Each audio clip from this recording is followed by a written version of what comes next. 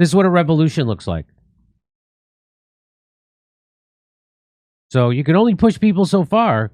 And I've always wondered what that point is in the United States, right? When half the country you can turn it up. When half the country can't afford a $500 emergency, 70 to 80% of the country lives paycheck to paycheck. 50% of wage earners earn $30,000 or less. Half the country is poor or low income. What do you call a system that takes the richest country in the world and renders half of its residents unable to afford a $500 emergency? You call that a failed system. You know what's happening in Nepal? Oh, they're overthrowing it. So their people are coming together to kind of overthrow their government in Nepal right now. According to CNN headline, a parliament in flames, a leader toppled. Nepal's Gen Z protesters ask what comes next. So I'll give you a quick breakdown of what's happening. There's bad economic conditions. The governments are criminals, corrupts, and they're bragging about the money that they enrich themselves with. And then they shut down social media. And when they shut down the social media, Gen Z erupted and protested. And there's videos of them chasing down finance ministers with sticks, breaking into ministers' homes and beating them. There's all kinds of video. I don't know how much I'll be able to show you, but I'll give you, this is from Trending Explained, says Nepal is trending because youth successfully forced their corrupt prime minister to resign after 4 terms and are beating corrupt ministers on the streets. That's happening. I saw the video. This is a summary of what's happening. Since 2015, when Shima Ali has been prime minister, nepotism and corruption skyrocketed. Regular citizens can't get regular jobs. All the top-paying jobs are reserved for underqualified politicians' kids or extended family members. Like Nigeria, their politicians embezzle from the national treasury without remorse. Courts no longer hold any power because of extreme open bribery. The police, military, all institutions are for sale to the highest briber. Sounds like our country. It sounds very much. Except there would, it sounds exactly, except all riots, it would be the kids fighting each other. We would skillfully make sure they were not attacking the precious politicians. Yes. Infrastructural development have stunted because they loot the funds for power, roads, etc.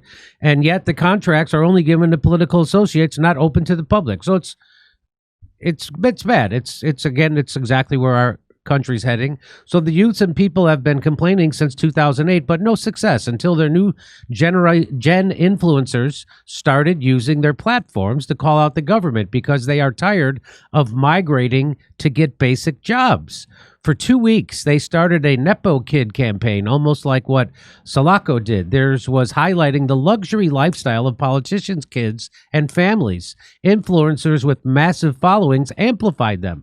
Seeing the heavy criticism and complaint from the Gen Zs, on August 28th, the government asked all social media platforms to re-register in the country, set up local offices, and to give them access to their platforms under 7 days, claiming it is to prevent fraud and stop fake news disguised as a hate speech bill. Of course, whenever you see hate speech bill, that's just someone trying to control you. That they don't care about hate speech. They care about the speech that threatens power.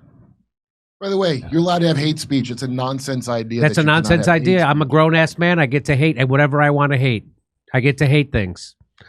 Of course, the platforms failed to comply. The 7 days expired on September 3rd. And then on September 5th, the government ordered the Ministry of Communication to shut down all international social media platforms, including emails. A total of 26 platforms. The full shutdown finalized over the weekend. In reaction, just like Kenya's Generation Zs, Nepal's Generation Zs mobilized and hit the streets in thousands on Saturday, Sunday, and number tripled by Monday. The government tagged it a violent protest, imposed a curfew, and gave the police license to shoot on sight. From Monday evening, the police started shooting live rounds. 20 reportedly died. At least 400 were seriously injured. Instead, more people came out. Uh-oh, that's bad for the government. You start shooting people and more people come out?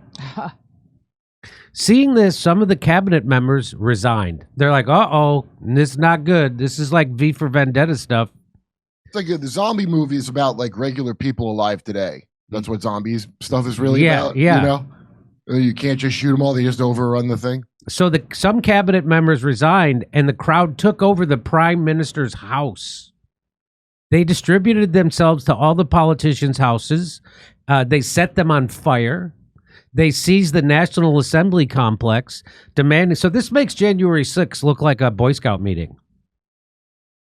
This is a real overthrow of a government, demanding the prime minister's resignation, dissolution of the entire cabinet, and an end of corruption in the country. Except the people who are rioting are these are the freedom fighters, and the people that they're rioting against are the criminals, the government.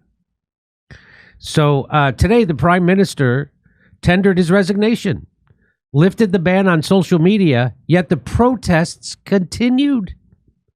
According to reports, politicians are fleeing the country in droves. The ones still in the country are being beaten and embarrassed on the streets. Although the prime minister's 4 terms have been bittersweet because of political differences, his long term was when he served for 3 years, 5 months from February 28th to July 13th, 2021. The other 3 times, he was removed by the alleged corrupt court twice and resigned once due to party friction. According to reports, Nepal government is now working to appease the youths and appoint an interim government, yet the protest is still fully underway.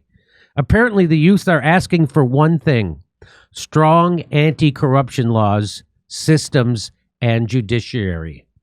So here's a little bit of the turn. Let's turn it down because I don't want to hear the. So here's look. So there they are. Let's see. You maybe turn it up a little. Is there music? Yeah, you can turn it down. Turn it down because there's music.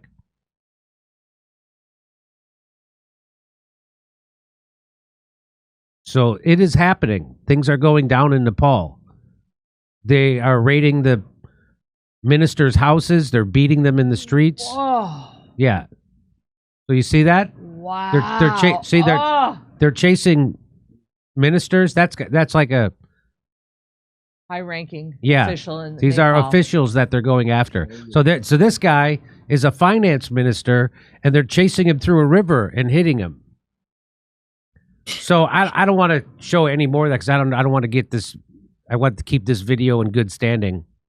Well, this is why you'll never get the real Epstein story or any of the other secrets. Why is that? Because of this. Because the thought of politicians, if they ever disclose, because this would happen. This is what would be happening to the U.S. leaders. So that's why they're never going to tell you the truth about nothing. Yeah. So here I'll show you just a little. So you can turn it down.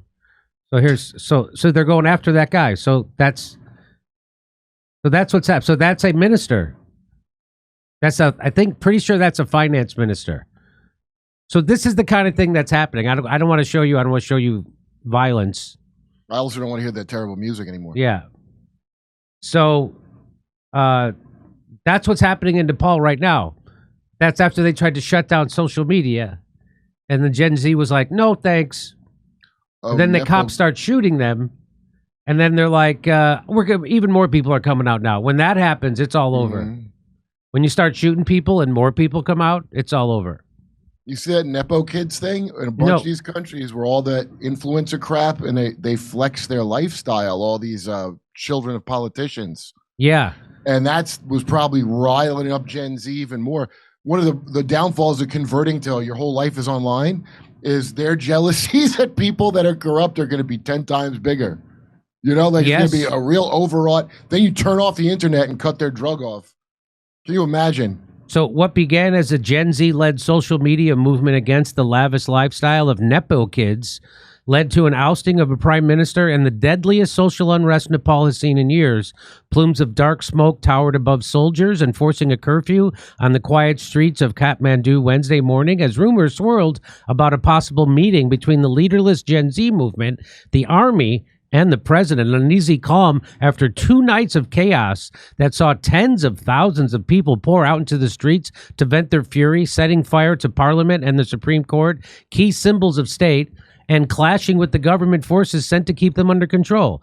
The unrest started in early September when a group of young Nepalese Fed up with seeing politicians' children posting about their designer handbags and luxury travel while most people struggle to make ends meet, organized a peaceful protest. So you could turn it down again. So this is drone video shows protesters at the homes of government officials in Kathmandu. So they're at these are the homes of government officials. This is a drone. See, they're burning their houses. They're coming for them. This is what a revolution looks like. So you can only push people so far. And I've always wondered what that point is in the United States, right? When half the country you can turn it up. When half the country can't afford a $500 emergency, 70 to 80% of the country lives paycheck to paycheck. 50% of wage earners earn $30,000 or less. Half the country is poor or low income. What do you call a system that takes the richest country in the world and renders half of its residents unable to afford a $500 emergency? You call that a failed system. We're living in a failed system right now. This is failed. This is failed. So this is all duct tape and bubble gum keeping our economics, our country together right now. And people like Donald Trump, instead of putting $200 billion into infrastructure and creating jobs for people, to build up our country and build parks and hospitals and drug treatment centers and schools and high-speed rail and fix the bridges and water, whatever. Instead of spending that, they're putting it right into the pocket of the WEF oligarchs who run the military-industrial complex, Big Pharma, and Wall Street. So we're right there. We're right there. And instead of taking $45 billion and creating affordable housing, he's going to take $45 billion and create ICE prisons. So, again, this is how all empires end, right? We're overextending militarily. We're hollowing out our own country as the oligarchs stuff their pockets with money as our system collapses. And that's what's happening. And people want to blame black people. They want to blame immigrants. They want to blame healthy 28-year-old guys who don't want to get health insurance. They want to blame everybody except the people who actually have the power and run things. And you see Donald Trump is, no matter who you vote for, you get John McCain. We're getting John McCain. We're getting John McCain. He's not. Donald Trump promised us a functioning healthcare system the first time he ran. Remember that? Didn't do it. Here it is a second time. Nobody even brings it up. Nobody even brings up a public option. Nobody even brings up anything. In fact, they're cutting health care for workers. They're cutting it in time for that guy to be on trial for shooting that healthcare executive. Do you notice all of them protesting? They're not saying we want, free any stuff. kind of ism. They're saying we want strong anti-corruption. Yeah. And as I think that's very intelligent, because whatever everybody's stupid thing they think is going to solve the problems, none of it matters because the government's utterly corrupt. That's right. Way worse than Nepal. Way worse than Nepal. Your government is complete. I've told people this, that Jimmy, you think there's secret cabal of people who have these secret meetings. It's not a secret meeting. It's called a session of Congress. So when you see a session of Congress, you think that those people in there are doing the biddings of sick people or children or the elderly or workers. They're in there doing the bidding of the oligarchs. That's the whole point of a session of Congress. And they're splitting up the money, and you ain't getting any of it. So anger had been brewing for years about the country's worsening youth unemployment crisis, the lack of economic opportunities, exacerbated by what many viewed as the growing disparity between the country's elite and regular people. It's what we're living in right now. They're hollowing out the middle class, so there's haves and have-nots. That's what used to make the United States great, is we had a strong middle class, we had strong unions, and people could work one job and they could raise a family. They could have a summer home, they could send their kids to college, and their wife stayed home and took care of the kids. That was the world I grew up in. My dad had 12 kids. He worked 2 jobs. He was a cop, and he did brickwork. But he didn't do it year-round because it was the winter. He did it mostly in the spring, summer, and fall. But he raised 12 kids, and my mom stayed home and took care of everybody. Can't do that now. Plus he had a house, and plus my dad took a month vacation every year. Wow, I knew you were a Nepo baby. My dad got 4 weeks off from the police department, and he got in a camper, and he went camping for 4 weeks every year. Word quickly spread. So you can't do that stuff. That stuff is out of reach for people. And we had a house. We owned our house. Word quickly spread in the Himalayan country of 30 million. Then a government ban last week on more than 24 social media platforms, including Instagram, Facebook, and WhatsApp, added fuel to the fire. The buildup of the frustration was what led to this movement. And the banning of the social media ban was the last straw. The unemployment rate for youth. So anyway, so you get it. So bad. They're not taking care of the people. They're extracting wealth upward. They're like, this is exactly what's happening in this country. You know, during COVID lockdowns, it smashed everybody. We created 400 new billionaires. I think check my number on that, but I'm pretty sure I'm right. In the mafia, it's all just mafia. They just, yes, what does mafia do? We're a mafia. Drain the wealth. Yeah, burn the thing down. That's right. So when they banned the social media is when that was the final. The protests quickly spiraled out of control when some of the protesters surged toward the parliament building and began climbing up the gate, clashing with police. Police used live ammunition, water cannons, tear gas against protesters. Nearly 19 people were killed and hundreds were wounded, and but that didn't stop them. Several government ministers, including the Home Minister, resigned in the wake of the violence, which sparked widespread outrage, both within Nepal and internationally. On Tuesday, the protests ballooned as people of all ages defied curfews, came out into the streets, and protested the government's bloody crackdown. Gen Z demanded accountability for the fair investigation for this corruption, the luxury lifestyle of this, all these corrupted politician kids. But unfortunately, what we saw was the government using excessive force and murdering these youths. Protesters smashed windows, looted local businesses, set government buildings on fire. The country's main international airport reopened on Wednesday after being shut down for 24 hours because of the violence. The Supreme Court and the Singda Durbar, a sprawling palace complex in Kathmandu, which houses Nepal's government ministries, were both set on fire. Video appeared to show demonstrators ransacking the prime minister's private residence on Tuesday. Crowds of protesters could be seen breaking into the property and destroying furniture, setting it alight. I think that means aflame. Laya, pants aflame. What's that from? Instead of saying liar, pants on fire. Oh, you just made it up? Pants aflame. Pants aflame. Len Osterman used to say that. Blame. The protests, which are led by people ages 13 to 28, the cohort known as Generation Z, are Nepal's worst unrest in years. Gen Z protesters spoke to CNN, distanced themselves from the chaos that followed, which they blamed on opportunists. They destroyed everything. There's not just the buildings. They're not just bricks. They carry our history, our legacy. Oli announced his resignation, that's the prime minister, on Tuesday in a letter that cited the extraordinary situation in the country, according to a copy. A dark cloud of smoke hung over the Kathmandu as the city burned. There it is. There it is. There's a city burning. There's the dark cloud. What comes next is uncertain. Nepal's president has urged demonstrators to cooperate for a peaceful resolution and called on youth protesters to come to talk. It was unclear as of Wednesday whether any talks were scheduled between authorities and the decentralized, leaderless youth-led protest movement. Several protesters who spoke to CNN said they want to see new leadership with more Gen Z representation. I think Nepal is ready to see the young faces along with the experienced ones. Yeah. Here's a little bit more. Turn it down. This is the parliament in Nepal. Adam tweets out, he says, this is better than voting. Well, when it comes, that's what I've been saying. We're not going to be able to vote our way out of this. Just like George Washington couldn't vote his way out of it. Remember what George Washington did? You remember what George Washington did?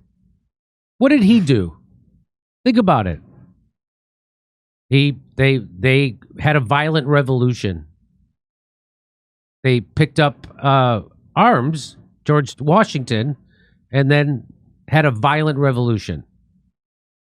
Here's some of it. So here's... Well, Jimmy, that was from God. That's the parliament. So that, I think that's what happens when voting doesn't work. Do we not have any business interests in Nepal? But the youths in Nepal celebrated that the army defended them from being attacked by the police. So wait, are they communist, Jimmy, or no? Just very corrupt and free trade. I'm going to guess the latter. Yeah. So the army protected the army stood with the people. The police shot the people. The army stood against the police. And here they are thanking them.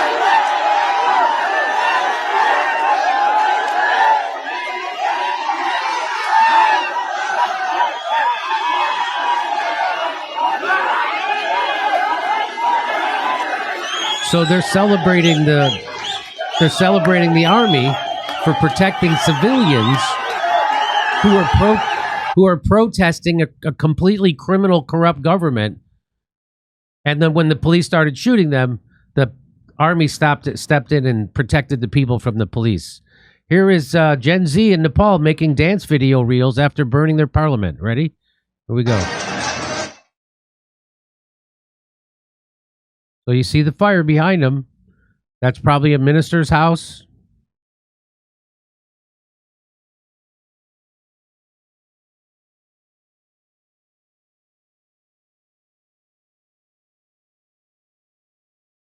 So it's on in Nepal. So I wonder if this makes the oligarchs at all nervous in the United States. I don't think so. I think they're out of touch. And I think they can do whatever they want. And right now they can. And they're doing whatever they want. They do whatever they want. Yeah, that's what I'm saying. Does this guy have a bell on his head that he's hitting while it's on his head? What's that? Does that guy have a big bell on his head that he's hitting? Let me see. Take Kurt off for a second. Oh, it looks like it. Yeah, it looked like it. That was the rest of it. Anyway, so that's what happens when you make the vote not count. That's what happens when no matter who you vote for, you get John McCain. And that's what Donald Trump's giving us right now. He's, look what just happened in Qatar, right? That we're going to talk about it. That's Israel, again, being the terrorists that they are, and Donald Trump facilitating it. So we're getting foreign wars. We're getting an exploding missile weapons to Pentagon budget that can't pass an exploding deficit. All the things, and it'd be one thing if we print $1 trillion every 100 days. Mm. It'd be one thing if we took that money and we're spending it on people in the United States. If we were giving people health care, drug treatment centers, psychiatric help, affordable housing, parks, schools, infrastructure, bridges, high-speed rail. It'd be one thing if we were investing in our own country. Hey, we're spending $1 trillion every 180 days in the United States building up our country. Isn't that amazing? No. That money gets printed. It devalues your dollar. And it goes right into the pockets of the crooks that are the international globalists running everything. They're trying to crash the dollar on purpose. First of all, they just got to get as much of whatever their secret game of snapping up other people's land, whatever the goal is, they're not telling you. They got to get it done and have the dollar good and crash in time for your central bank currency. We almost got the Golden Dome, and we got all the people installed that can control all the media, really control it. And then central digital currency. That's the goal. Nothing they're doing indicates not trying to destroy the entire economy. That's right. It's a absolutely on purpose demolition. It's not incompetence. Right. It's not greed. There's a purpose to it. Once you have all the money, greed isn't a factor. Then it's power and legacy, and that's what this is going to be about. And they've openly said it. Again, not a thing Alex Jones made up. The New World Order is a thing they've all been talking about for the last 80 years. Okay, and what you should be talking about is coming to see me do comedy in Chicago, Rosemont, Fort Wayne, Hermosa Beach. See us in Hermosa Beach, San Francisco, and Sacramento. Go to jimmydore.com for a link for tickets. Over to Steph. And just think the Genius Act will protect your privacy from prying eyes and politicians? Think again. Politicians are pushing CBDCs, digital dollars they can track and control. The so-called Genius Act is nothing more than a Band-Aid, like a CBDC, zero privacy and control over your digital currency. Plus, if a Genius Act stablecoin company collapses, There's zero FDIC insurance. That means your digital savings can disappear overnight with no protection. Privacy is already slipping away. Visit jimmylovesgold.com or call 800-476-7790 and discover how to secure your wealth. Go to jimmylovesgold.com or call 800-476-7790 and discover how to secure wealth you can hold in your hand, not just digits on a screen. Come see me on tour in Appleton, Wisconsin, Rosemont, Illinois, Chicago, Illinois, Louisville, Fort Wayne, Hermosa Beach, Sacramento, San Francisco. Go to jimmydore.com for a link for tickets.